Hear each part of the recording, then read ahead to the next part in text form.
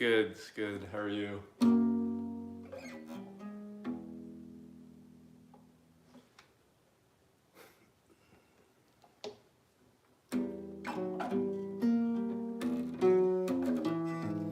Happy New Year. Hope the new year was pleasant pleasant so far.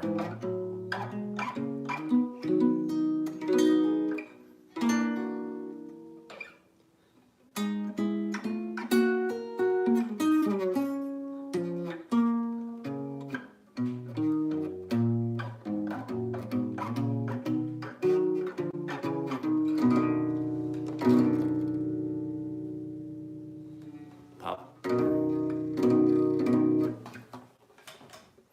Hopefully I got it right. But pop meaning rice.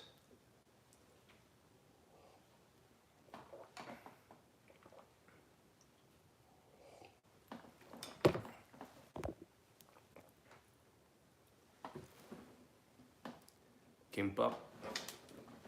Nice. We'll alright, I might turn this up, bring this up a bit. And then move back.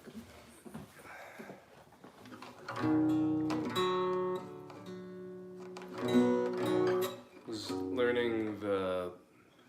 trying to learn the lyrics for this one. How long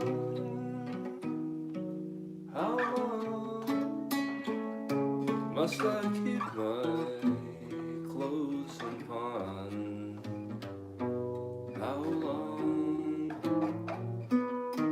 How long, baby, how long?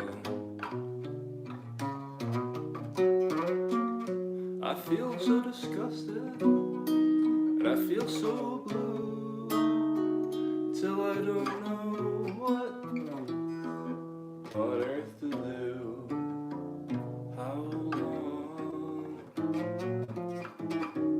long, baby, how long?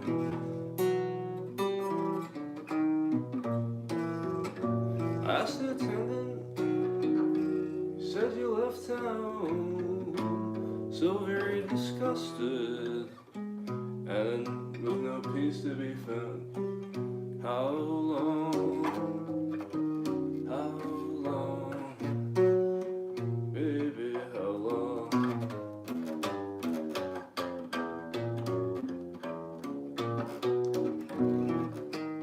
I ain't got no money to get the next train, but I'd ride the rods just to see you again. How long, baby, how long?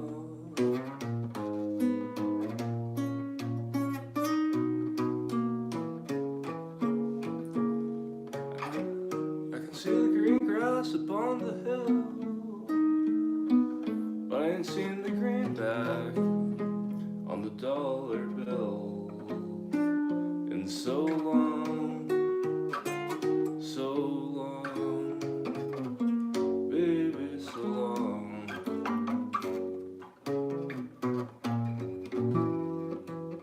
How long has that evening train been gone? How long, baby, how long? Though that whistle's blowing, I don't see no train. It's down in the valley, my heart aches and pains. How long, baby, how long?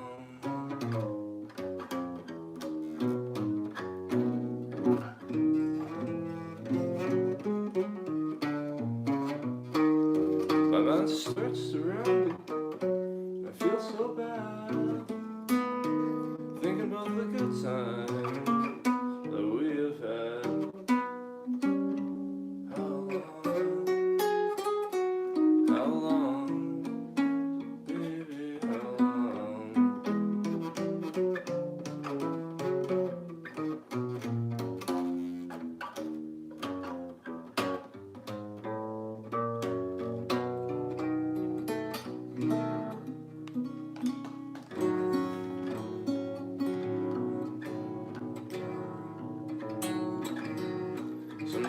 be sorry for doing me wrong, but it'll be too late and I'll be gone. How long,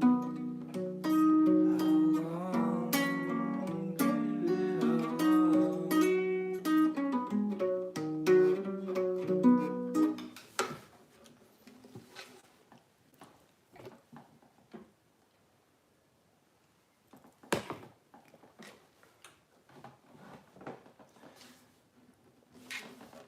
So, the other thing was practicing over the break.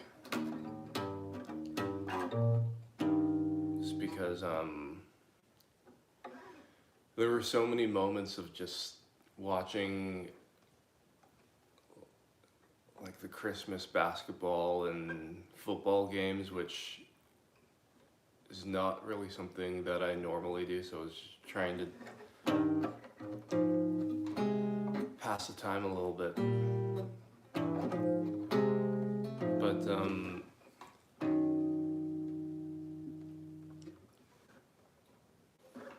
in reading some of those books on like counterpoint and that kind of thing,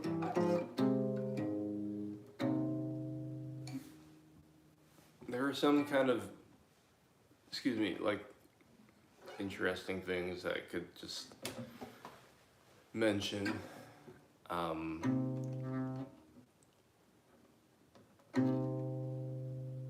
Because one thing was that it's been kind of challenging or tricky to try and harmonize all the notes, and for a lot of the streams for many of the months, kind of been trying to think of some way to do that.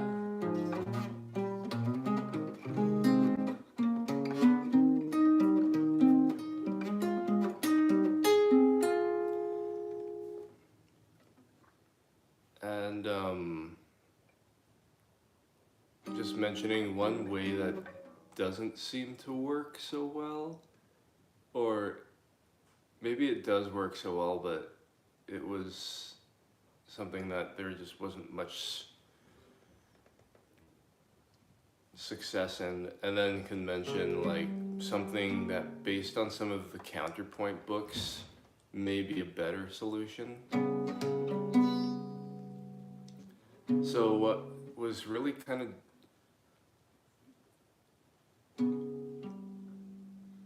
making for some trouble, I guess, was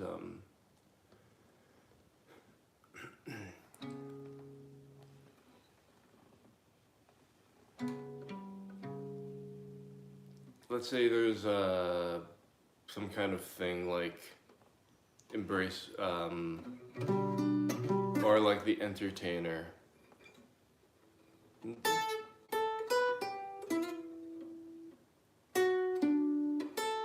So like, let's say there's this opening line.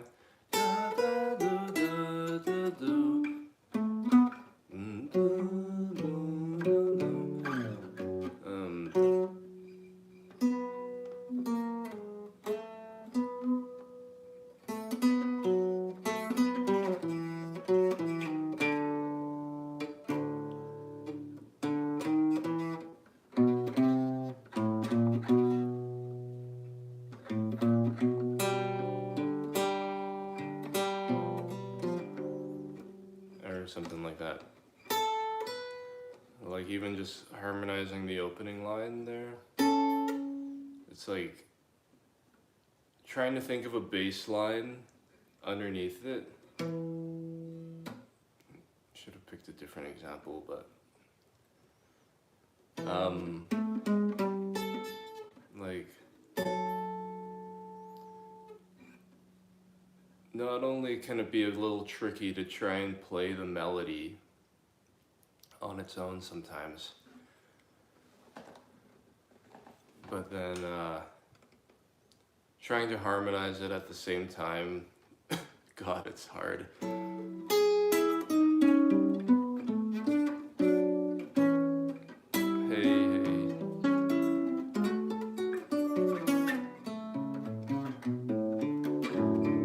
But anyways, oh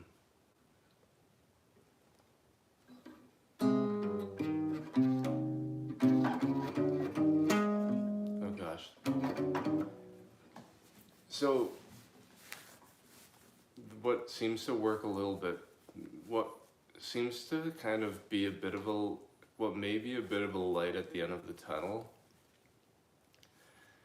is the fact that there seemed, in the counterpoint sort of thing so far, it seems to be that there's one main melody, which they call the cantus firmus. Happy New Year. So that could be like this, maybe we'll use it on this Duke tune. I don't go out walking, and I ain't for talking. My baby's done left me, just sitting and a rockin' all day. So then, like, that would be the cantus firmus.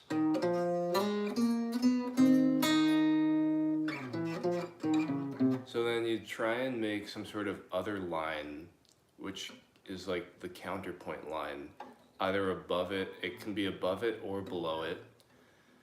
But for practical purposes, let's just do it below, just because then the counterpoint line is essentially kind of, or practically can then be like the bass line. And this kind of comes from this book from like the 1700s called the Johann Fuchs book. And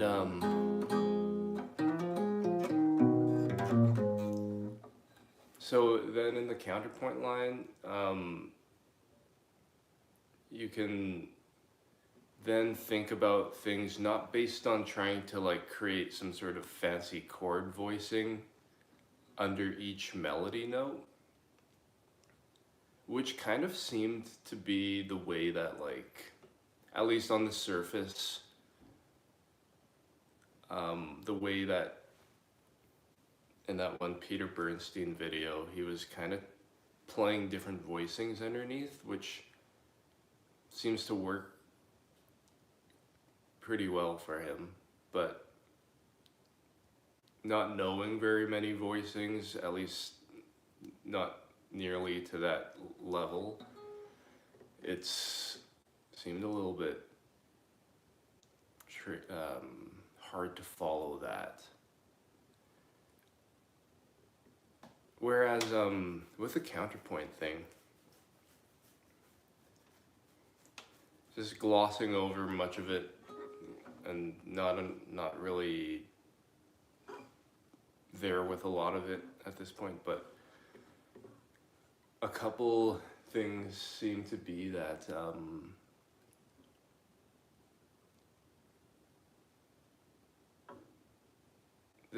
one summarization of it that seemed to be kind of nice was that rather than trying to kind of plan out harmonic kind of things, you just play the counterpoint line with the melody line or the cantus firmus line, and then there's like harmony that may arise out of that. And it may not, but it may arise. Which seems a little bit more liberating, at least on a very bird's eye level. Hey. Happy New Year.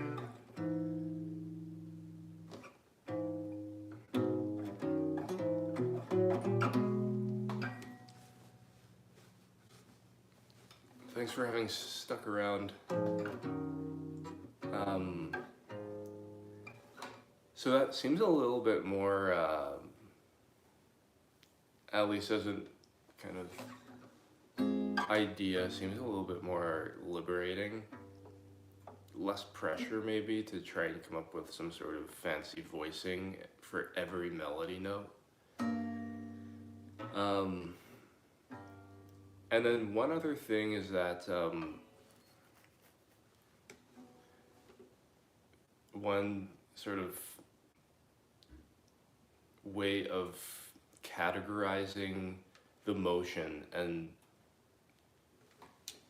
anyone who's or others who have read about it will know about it or will have just heard about it. But there are the three kinds of motion. So there's like oblique motion, which would be one note held down while the other moves. So maybe like in the Reverend Gary Davis, sort of like.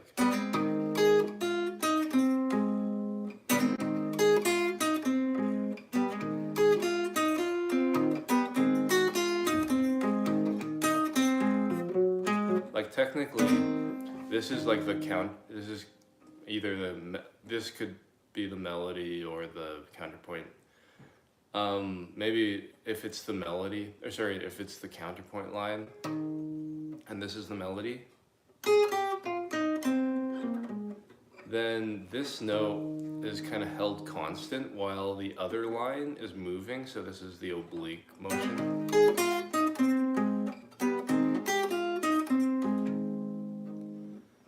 And then, or it could be the other way around, like this.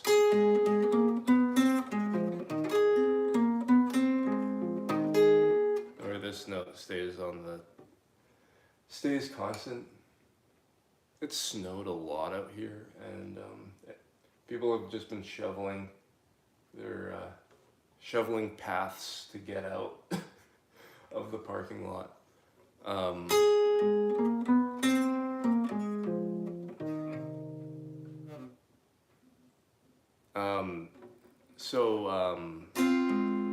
That would be the one type of motion. It's actually not that much, but like still have to kind of shovel a little bit. Then there's there's the oblique motion. That's one of three. Second of three is the parallel motion. And there are like two kinds of direct motion, I think it's called, where one of them is the parallel. So you got like Nirvana parallel fifths.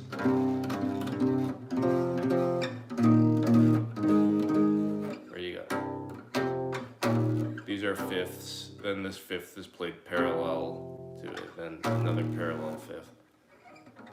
Another parallel fifth. So these are kind of like to be avoided, technically, even though there have been so many 20th century music has basically so many ridges have been made from parallel fifths.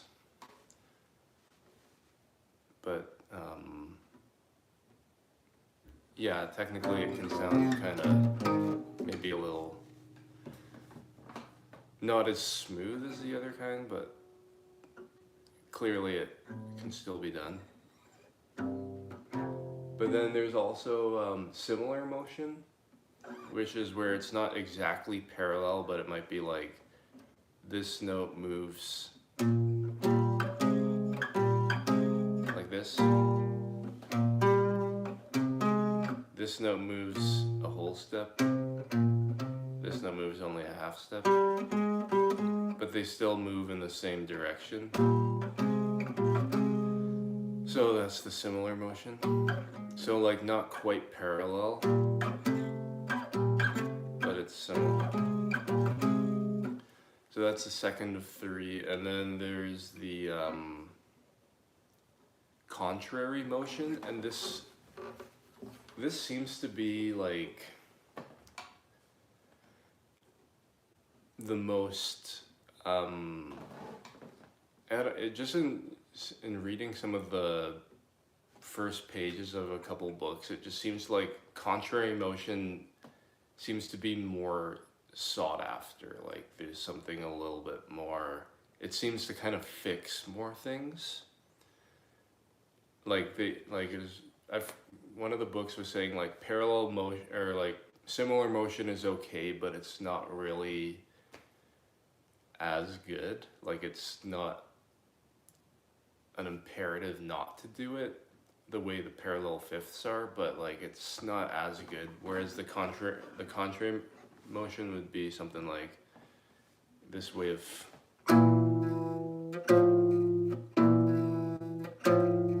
where it's like this note moves down, this note moves up.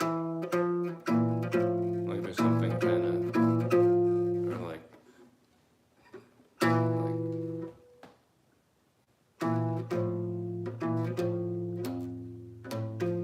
or then so then that can be really nice to use in even just like the turnaround for like, let's say like, actually this is a good example of oblique motion, this Robert Johnson turnaround. And then you got the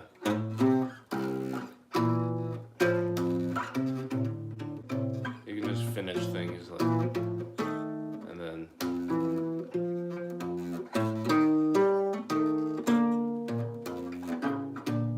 parallel.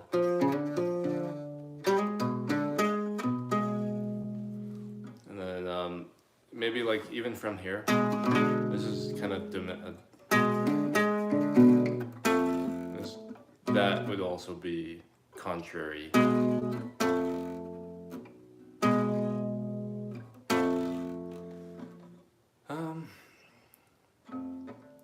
For the parallel, I think it's like parallel fifths are kind of the issue, whereas parallel thirds and sixths are actually, that's another thing, but parallel other intervals seem to be like not frowned upon. But it kind of sort of theoretical, but like these are parallel sixths or thirds.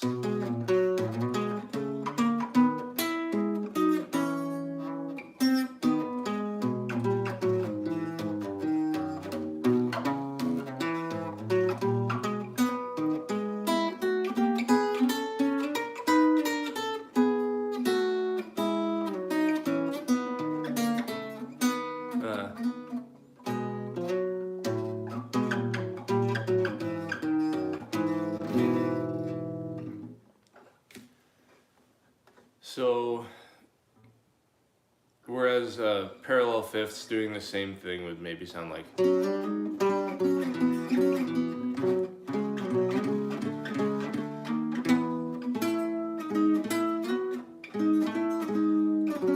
tribal rain.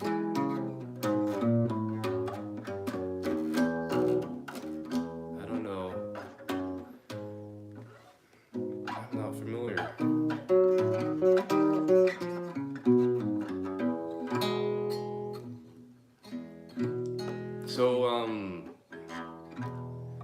So yeah, those three kinds of motion are one thing. But yeah, I guess the parallel fifths can just be a little bit angular or something. Or maybe they keep trying to suggest a new tonic, so it just like messes with the ear a little bit or something like that. Like you technically with each parallel fifth you're almost changing the key. Or maybe that's the reason. But that's one thing.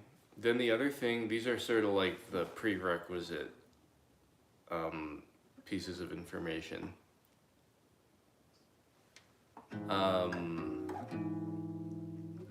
Third one would be that contrary motion.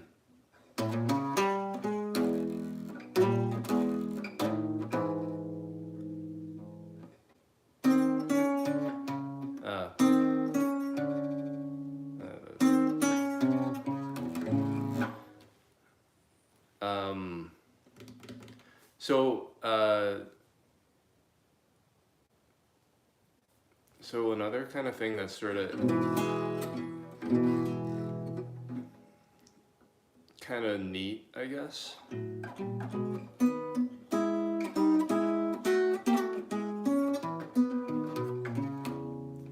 You can listen to Huno de.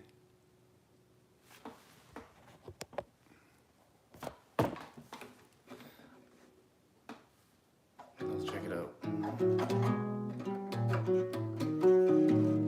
Eventually, you might restart the tutorial thing, but in a different format, where it's like a live stream, but a little bit more structured, and have like a line at the bottom of the stream with the sheet music. So kind of like a focus collection of like 4-bar chunks. And then have some sort of write-up posted that kind of goes, and then have the video embedded on that also after it's over. And then have a little bit maybe more written out commentary, do it on like every couple weeks. And then even one thought is maybe could even like have a poll. So for example, if there's a song like that, then it could be transcribed in advance, and then we could kind of go over it. And as maybe a bit of a revival of some of the past older videos, but in like a more updated format. And but yeah, one hurdle to that at the moment is just having a computer that's strong enough. So kind of have been looking at buying like something with like a good CPU, and maybe saving up for like one of the NVIDIA GPUs. Over Christmas, my brother was talking about how like it's hard to get those GPUs nowadays. I mean, it's been hard, I guess, but yeah. So, but maybe do it on like bi-weekly. Aim to do like they could be called like weekly notes, and just like do that. So I've just been kind of mulling that over. Not quite yet, but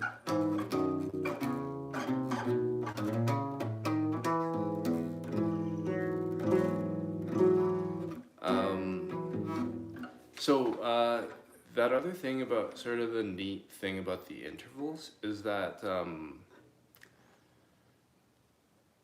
also bought there's like a Tchaikovsky book where he used to be the professor of music in Moscow. And so I guess as a result of that time, or maybe during that time or before it, he wrote a book on like harmony. So it's not really like counterpoint, but related to it, I guess. And so in the first pages, he's talking about some of these like types of motion, parallel fifths, similar to the Fuchs book, spelled F-U-X. And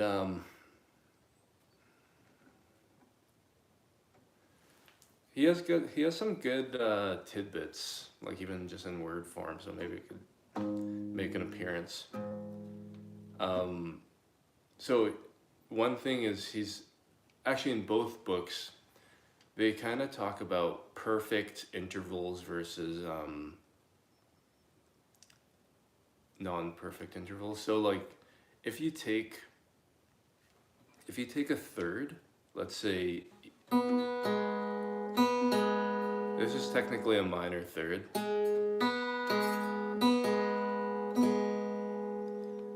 but it's also from the perspective of the lower note, it's a minor third. 1, 1, 2, 3, but from the perspective of the higher note, it's a major sixth. From this perspective, 1, 7, 6.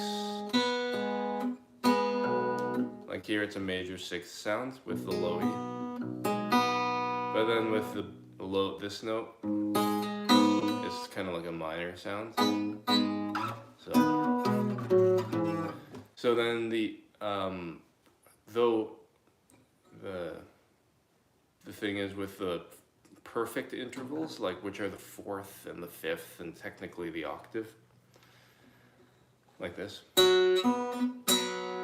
From this perspective, 1, 7, 6, 5, it's a fifth. From this perspective, 1, 2, 3, 4, it's a fourth. So if you take the number 9 and subtract 5 from it, then you get that inverted interval of the fourth. If you take 9 and you subtract, just happens to be the number 9, and you subtract 4 from it, you get the fifth. And so regardless of how you invert it, it doesn't change the chord quality. Though if you take the number 9 and you have a major third, like this,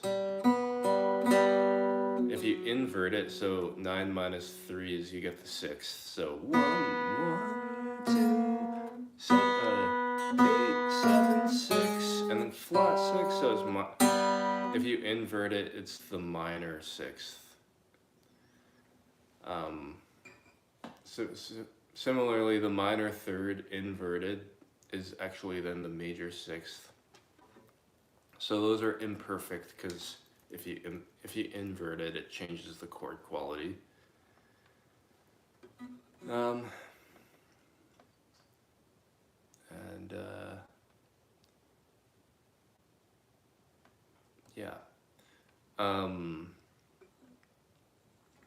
So then,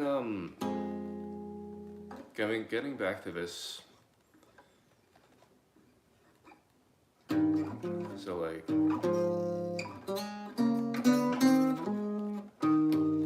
based on the rules of the counterpoint sort of thing, you're allowed to have parallel sixths, and it kind of obeys the counterpoint, those rules.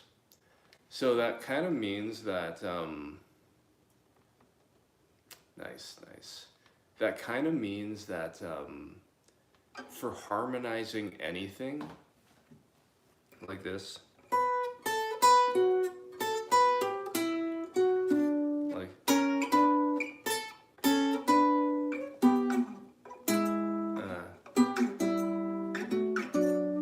you can always use sixths and thirds, which are essentially the same interval, to harmonize it, and it'll always kind of like be allowed.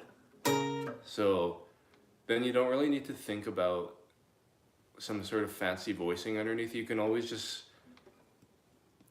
at the very least, you can use thirds and sixths and harmonize it with that. Even just play bass lines based on, if you played every note of the bass line as a third and a sixth based on the melody, technically you're gonna make a bass line that sounds okay.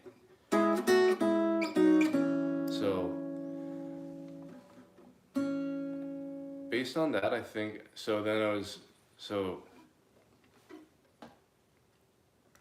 one way that can then be used is, let's say,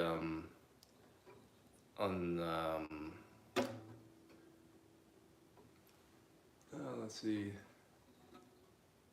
St. Louis Blues.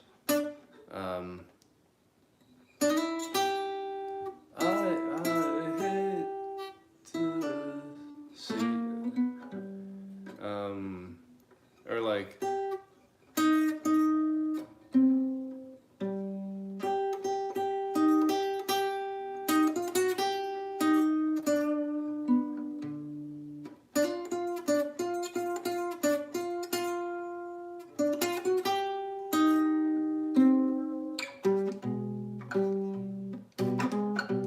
So you can always use six. So if you're trying to think of some way to harmonize that, St. Louis woman with her diamond rings. You can always use sixths. So like.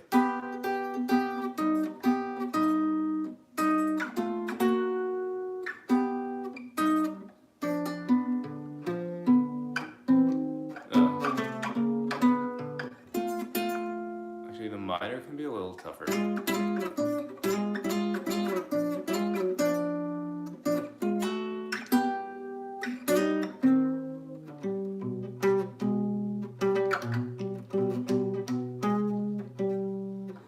And so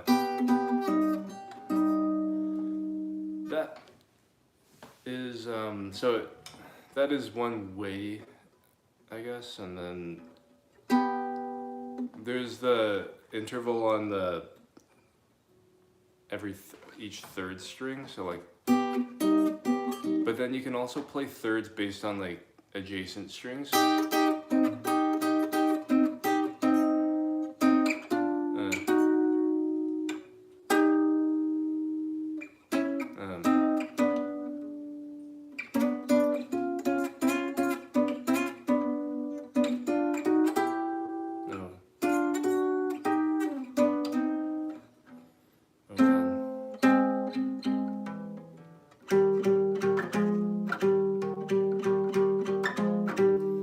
Have to kind of think a little bit about whether it's the major third or the minor third. So you can, this would technically be based on like some sort of Dorian,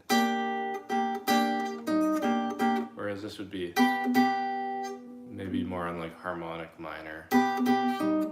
Whether you make it major, it seems like minor, with a minor type of melody, there are more types of like minor scales that you could play the third or the sixth based on.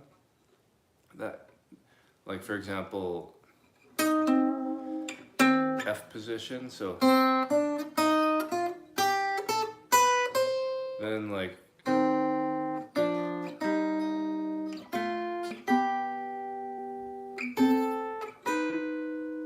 Oh God, I think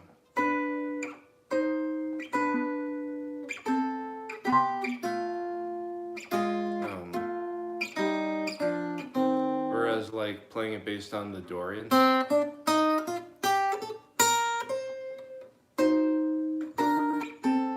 you get more things where you have to kind of think of like, rather than minor sixth versus major sixth, something to keep in mind. But so then you can play the interval based on the adjacent strings, or this is how it would look on the or like but you can also do it based on the every fourth string, so that would be like.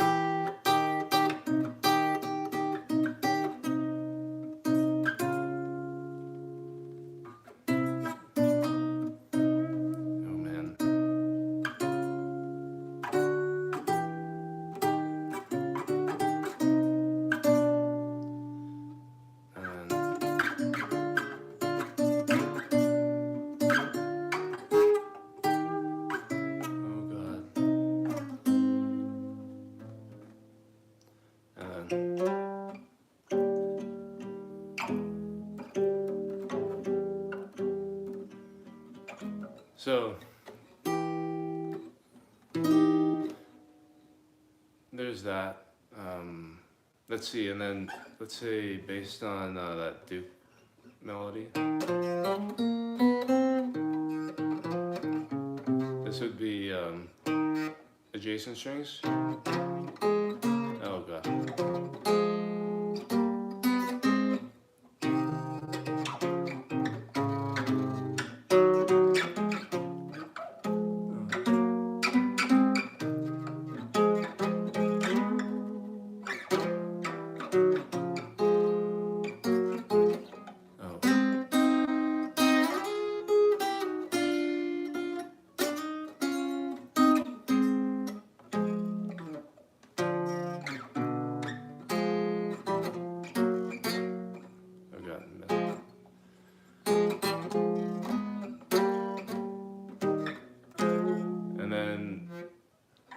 third string.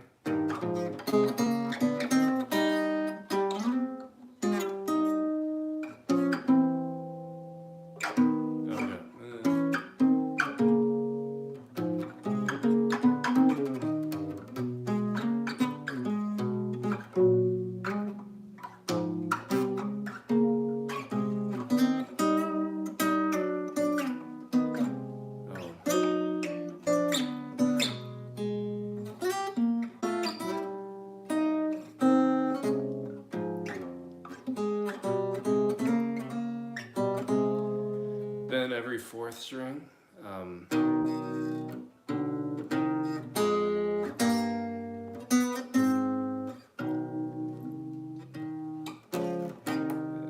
that goes too low, so then you can mix it up.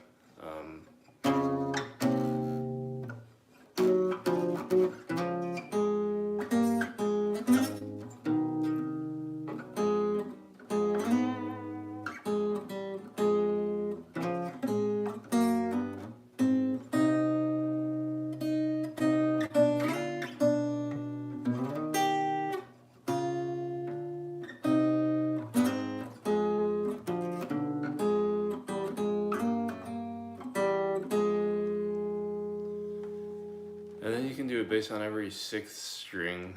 Haven't really done this as much, but yeah, so too low here, but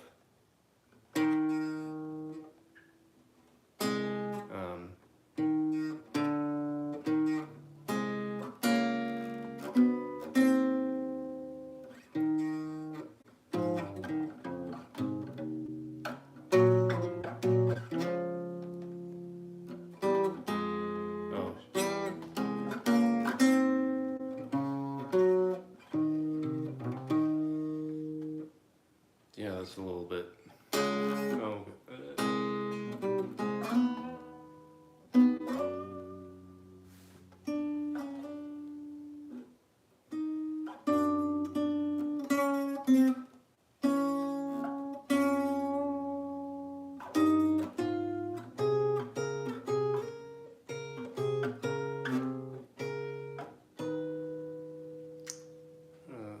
Don't know if that's right.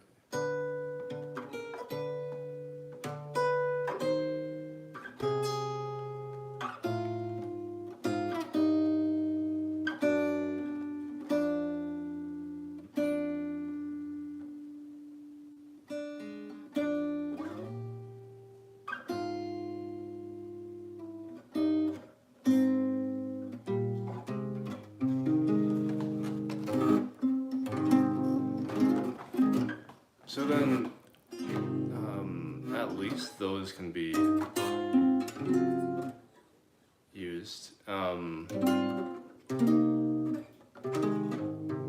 then used on just different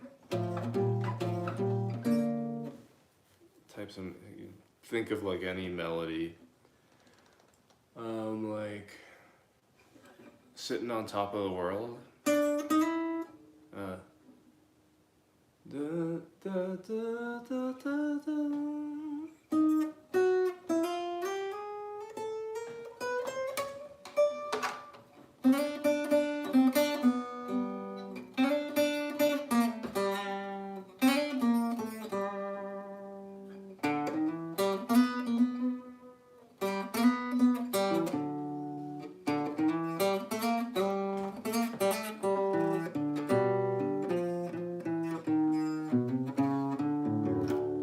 So you can go. And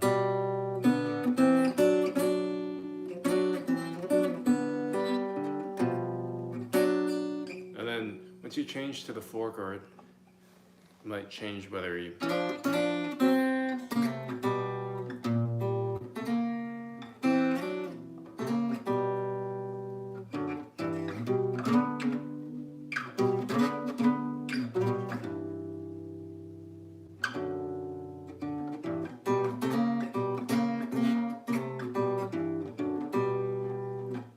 Trying it is.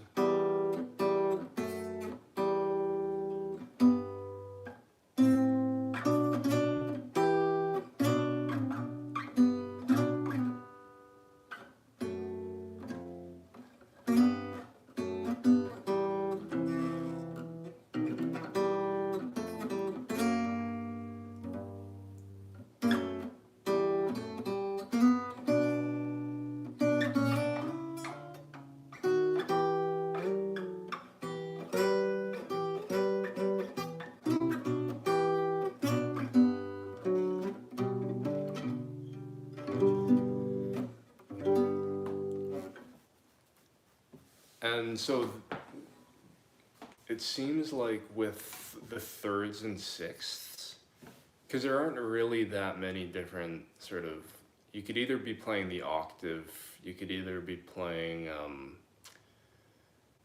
a second, like, which is kind of maybe more modern.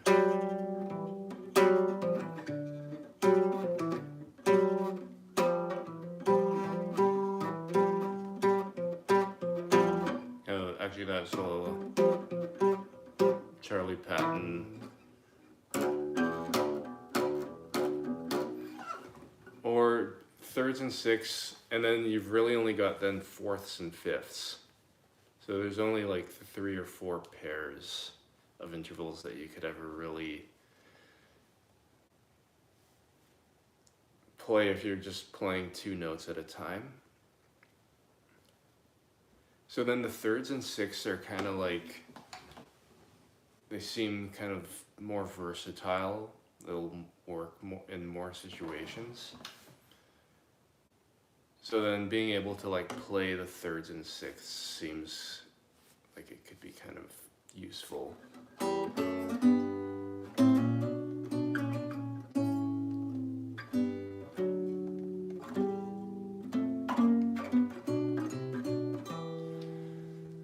And then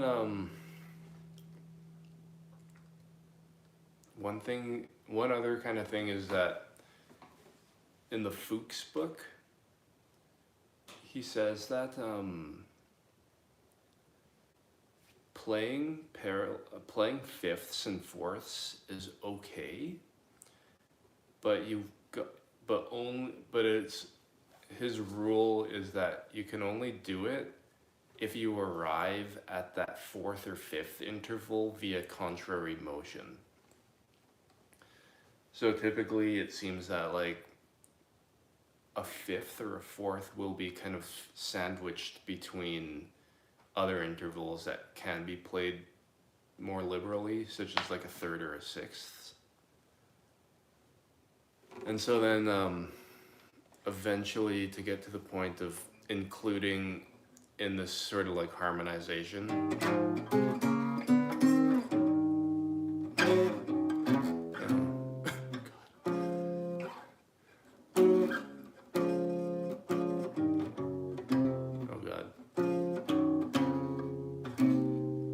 so even in this part, so if we can somehow make this into a fifth,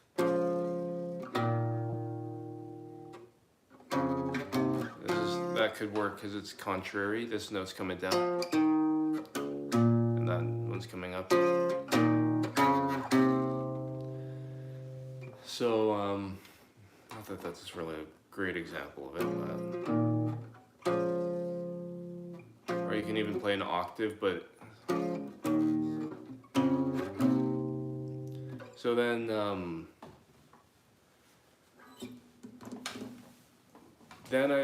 what can be kind of nice about this is that you can just think of just playing intervals, and then if you kind of run out of ideas, you can maybe just play thirds and sixths. The other thing is that it seems to align with the Dan Wilson, that the idea of just thinking of the bass note and the treble note and then filling out whatever is in between maybe a little bit more freely, because that's essentially then the counterpoint thing is kind of that idea, but maybe a little bit more like fleshed out. So then let's say with this,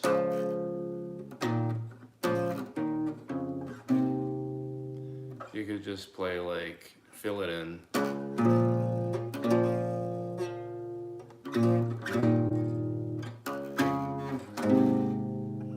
And then here.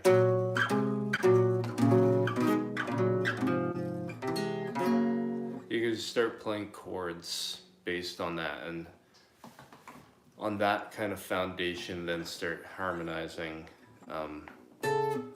the notes. Oh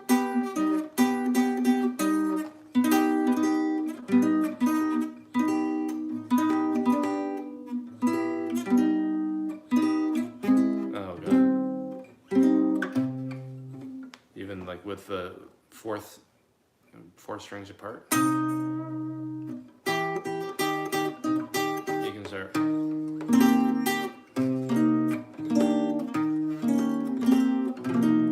can.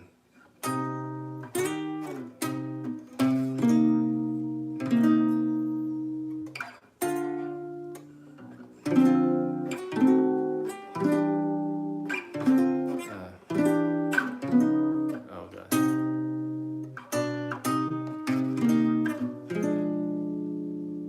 And then it seems to kind of like create a path and to like do that kind of thing. So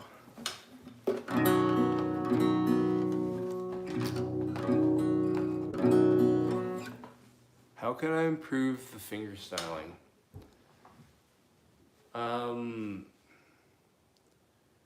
With the finger style, a few basic, and not basic as in like boring basic, but like in terms of fundamentals, I'd say try and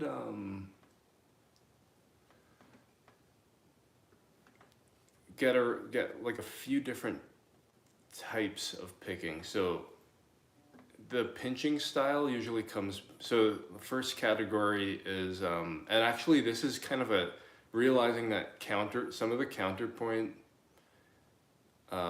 starting to sound like the man with the hammer kind of syndrome, but talking about counterpoint, but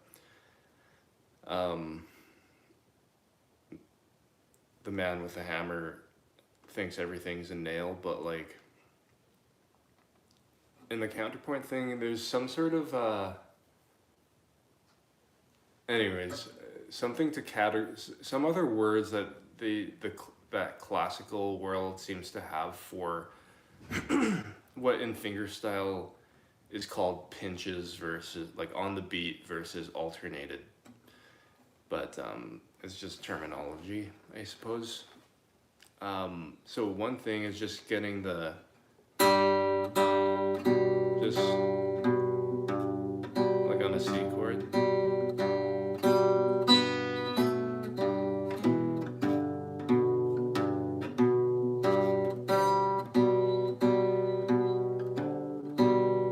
Sorry, out of tune.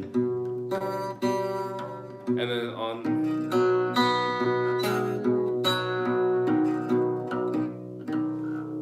trying to do it in just whole notes. Alright.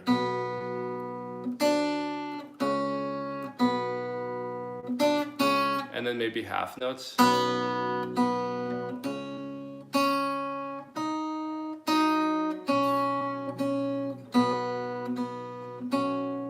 then like quarter notes. Maybe not thinking about it so much, but just like that one version of just the pinches.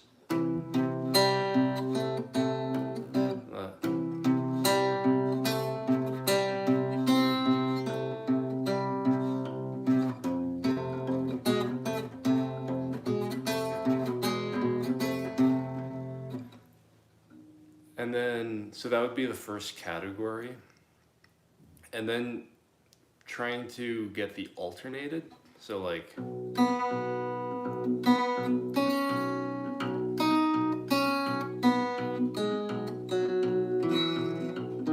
that was a pinch, but kind of.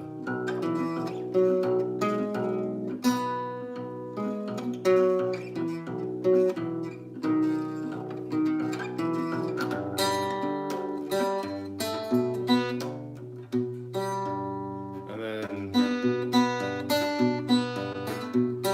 just the alternated.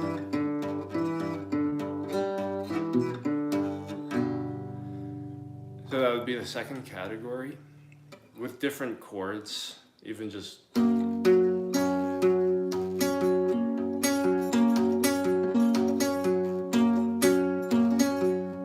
these would be the first type on the beat. And then these would be the off the beat.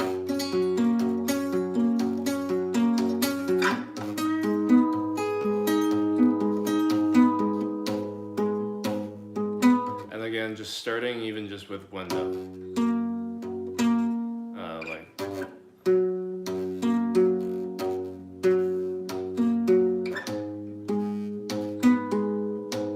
Adding more notes, just adding more in between second category. And then you kind of, I think that sort of ends up covering the cases of like what can be called like Travis picking. It ends up being that, because the Travis picking sort of thing, I don't forget exactly even what that exact pattern is, but it's then essentially combining on the beat category 1 and off the beat alternated category 2 notes.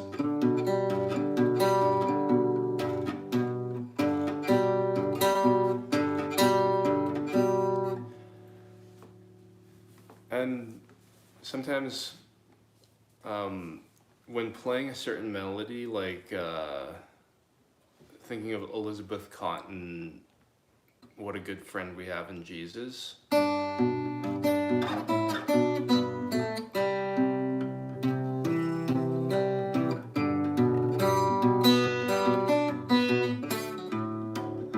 see there's a combination of type 1 versus type 2. Don't believe these are actual terms, but just using them here. So like, so here's just on the beat type 1.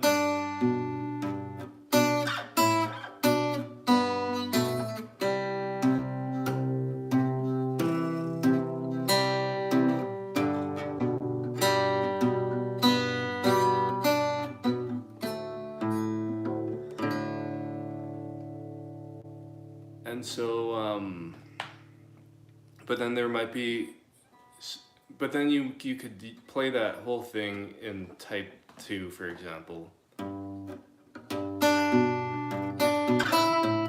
Oh.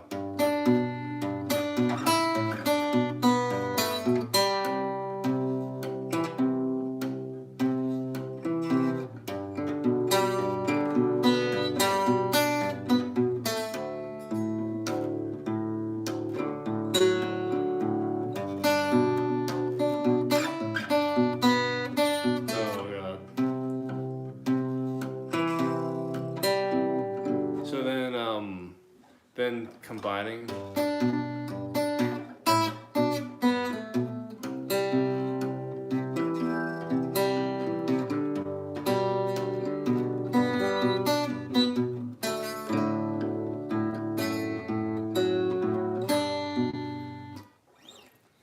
So then having a bit of that freedom to move between those two types of the picking, I think can be a good start to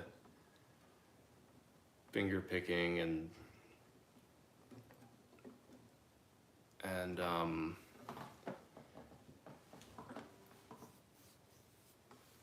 there's kind of like a type 3, but before mentioning that, we'll just say one thing that I think always is good to keep in mind is trying to keep the tempo pretty steady from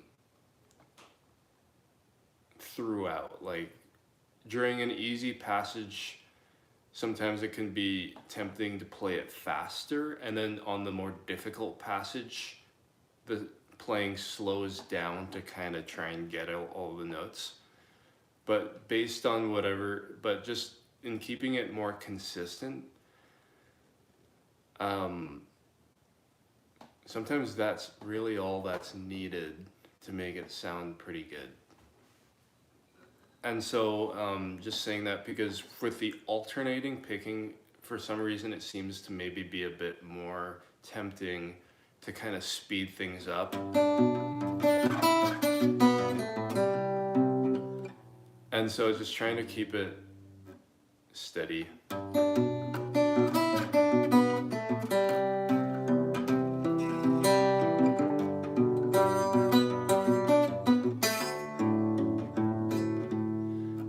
The other kind of, the third type of picking is something that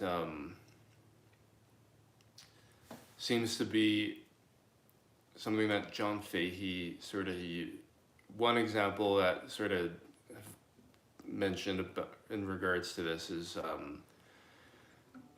in his Christmas album, Hark the Angels, he kind of does this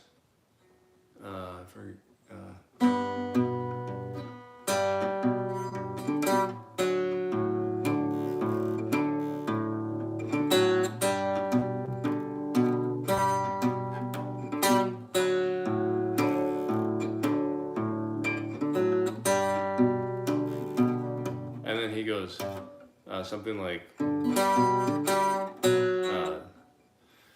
yeah.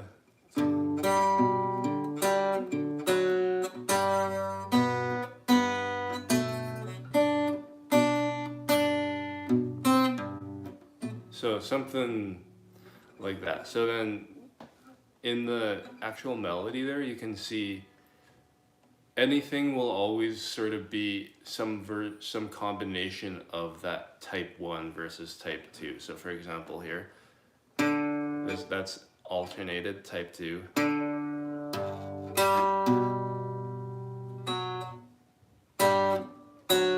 And then there's the type 1 on the beat.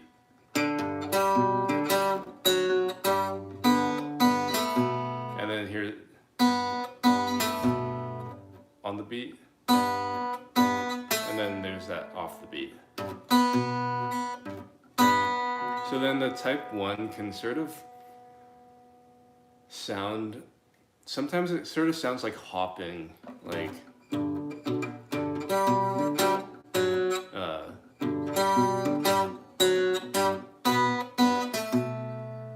and so yeah, but based on how it makes whoever's playing it feel, you can sort of use either one. And then the type 3 would just be a kind of combination of both, using the pickup note and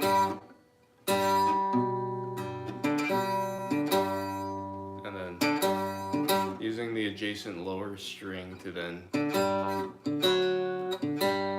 so then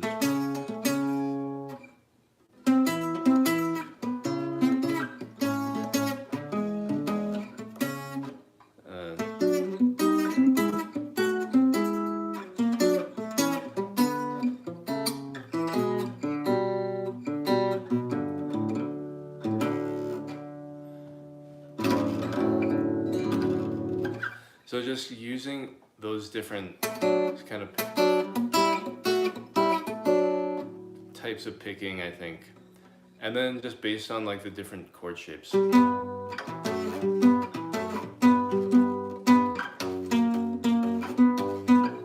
Roll and tumble.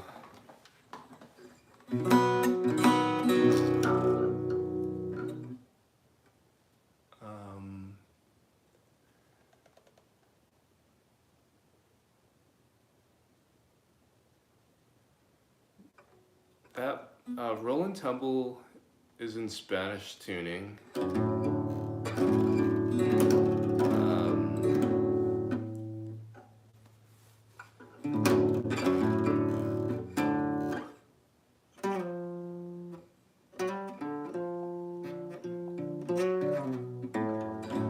Maybe at the end, maybe towards the end, just to keep momentarily a little longer in standard.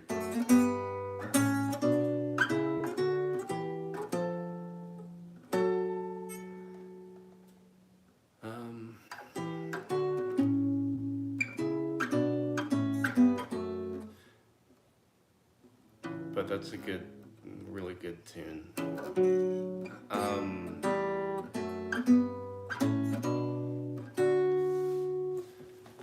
Just thinking,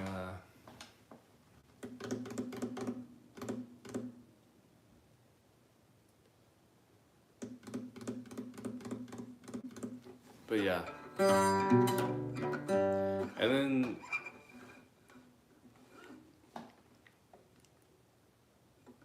the other thing that may be helpful for the finger picking is learning some of the Elizabeth Cotten and John Fahey songs.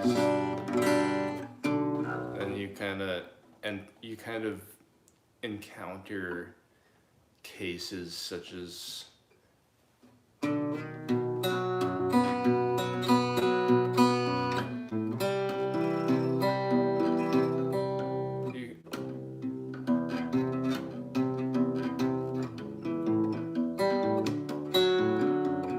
and then when learning those songs, like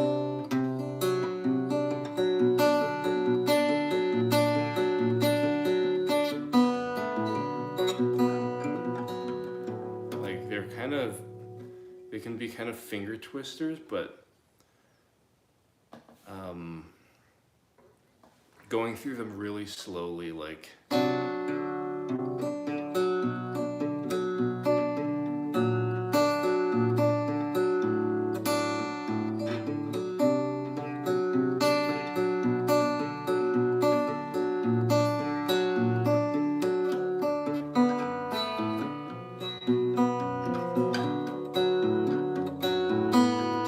there's a bunch of like those type 2 alternated notes. And then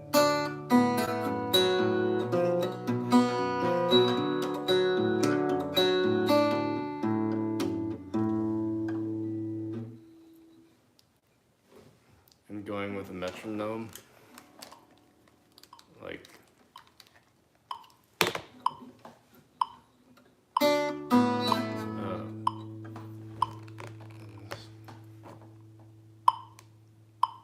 be really loud.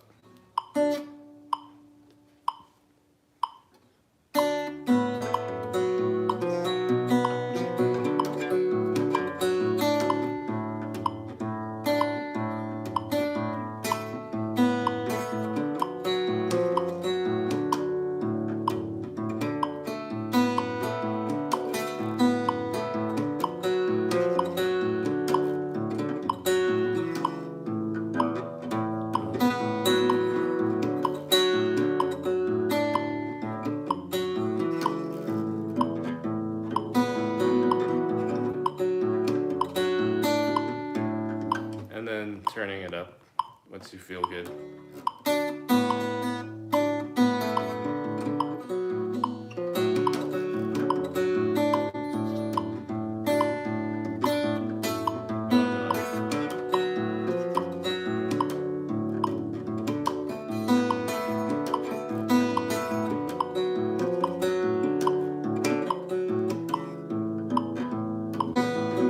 And then just going up until you fail.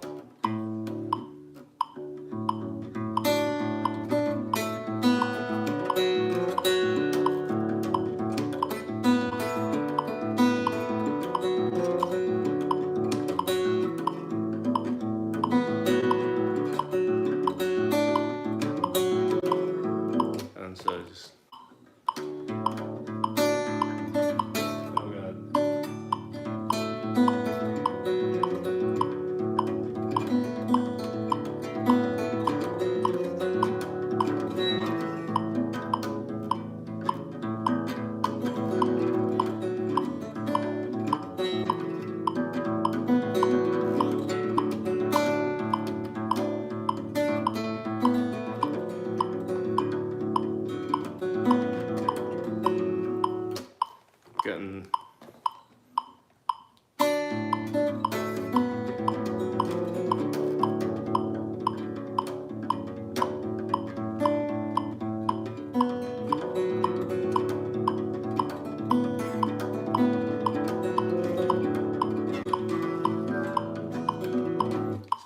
getting to that point.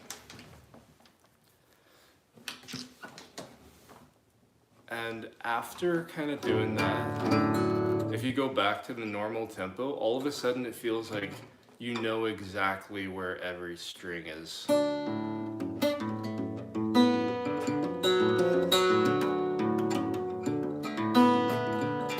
Like it just feels like, oh, it just like increases like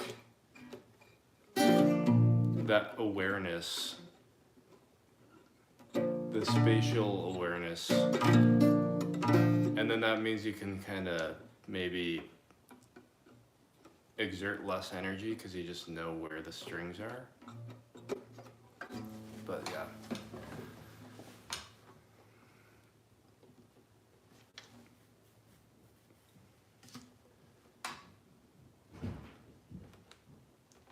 One good thing can just be or one thing that may be a nice musical way of going about it is just like learning a bunch of the Elizabeth Cotten tunes and then just doing that and cycling through each one rather than just playing exercises.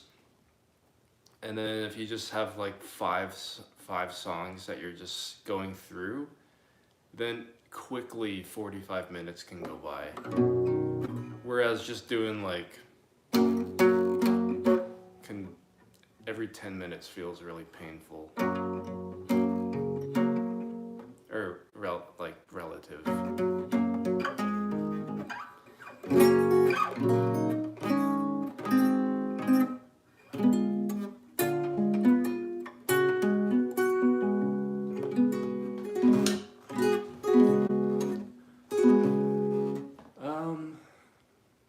Maybe like the end is nearing here for the stream.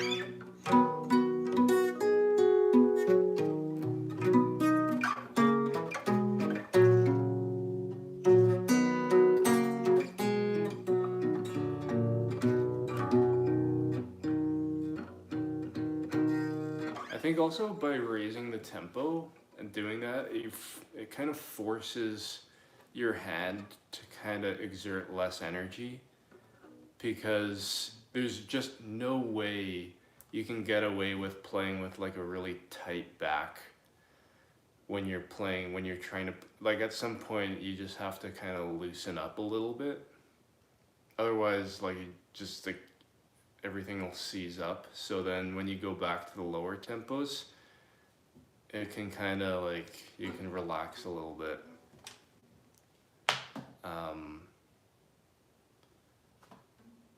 And that's another kind of thing that I think is a good tip that I've read or heard about in other places, but just keeping light. Which is hard to just say sometimes, because sometimes it seems that like it's pretty normal to live with just like resting state tightness, and trying to unwind that can be its own sort of thing, but at least to the best of the ability, just kind of relax a little bit. Favorite guitar technique?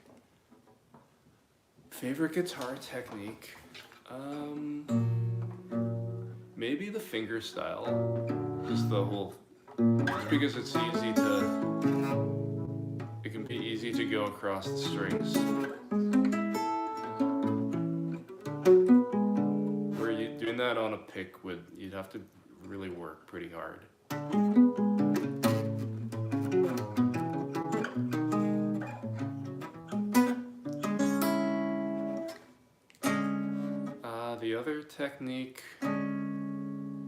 Another technique seems to be like using the non-dominant leg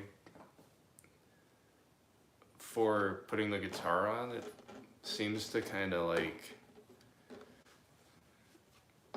it can put less strain on the back, I think, and the hip.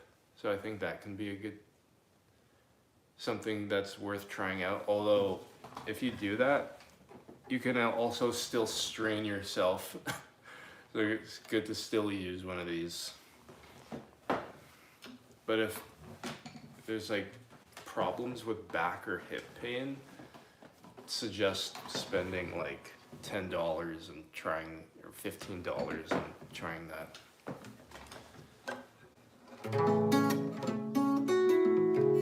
And then maybe a third technique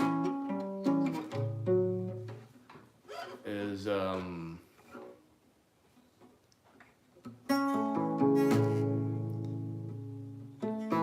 the rest stroke back to the finger picking. You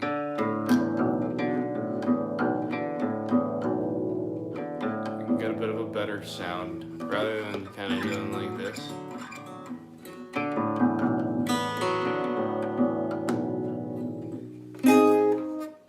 Rather, you can kind of, here you can kind of, I feel like it's easier to kind of,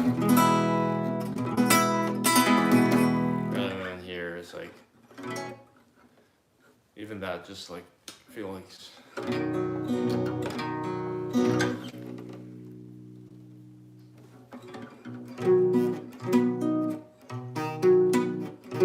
sorry, out of tune.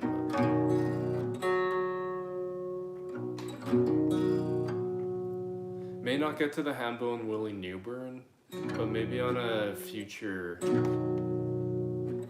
thing. I think it could actually be worth transcribing that one, maybe, because it's sort of like, it's always seemed a little bit intriguing, maybe even just because it's like a bit of a precursor to Robert Johnson.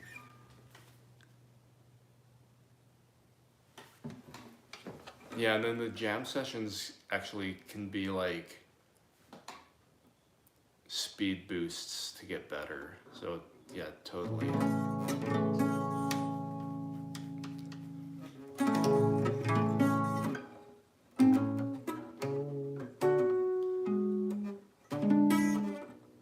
It's kind of like like a bit of initiation.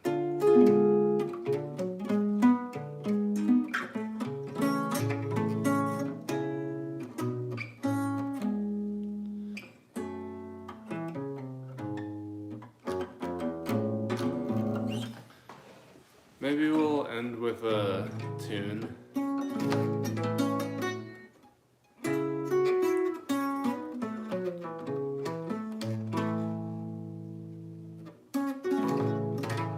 Maybe the Precious Lord tune.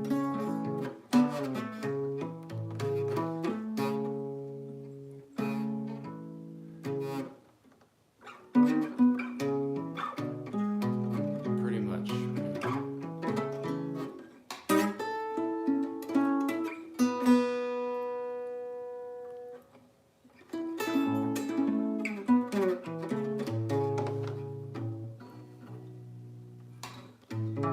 Traveling with this guitar last week, I think all the strings just went a little sharp. It was just a little hard to get it back in tune.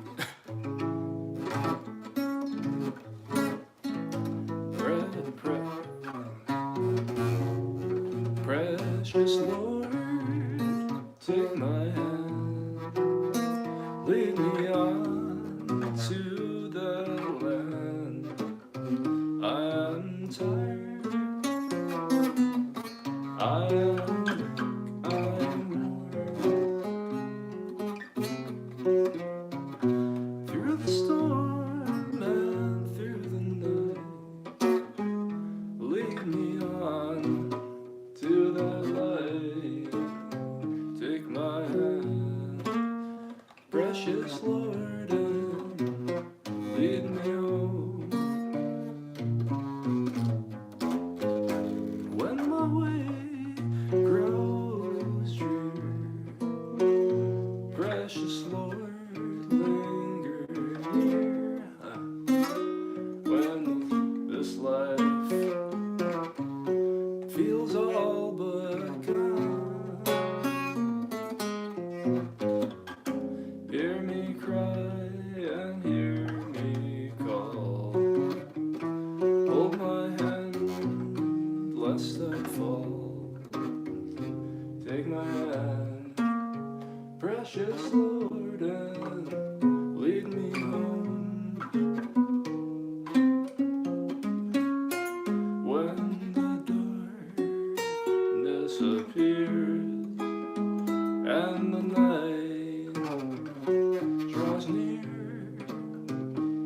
and the day has passed and gone. At the river I stand, guide my feet and hold my hand, take my hand, precious Lord, and lead me home.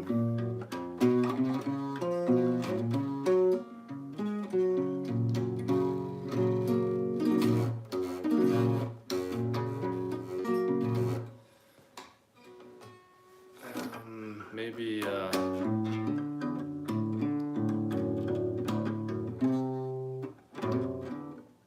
back to this one. Make me down a pallet on your make me down a pallet on your floor.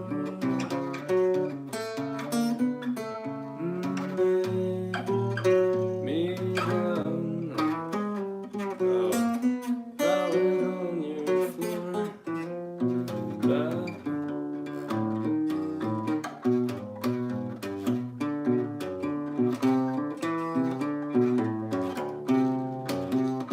I need some money to get my suit on.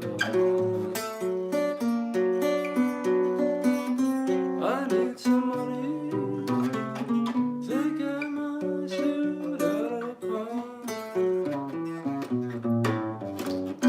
And if you don't have the money to get my suit on,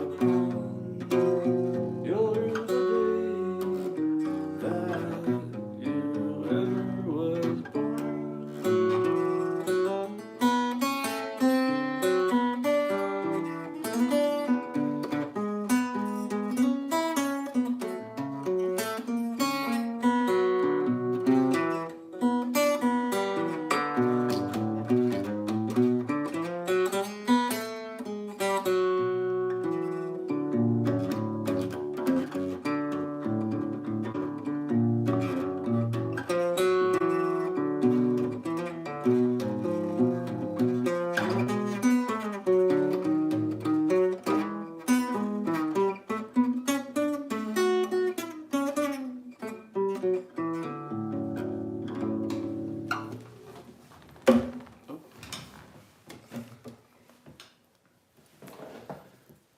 All right, y'all. Well,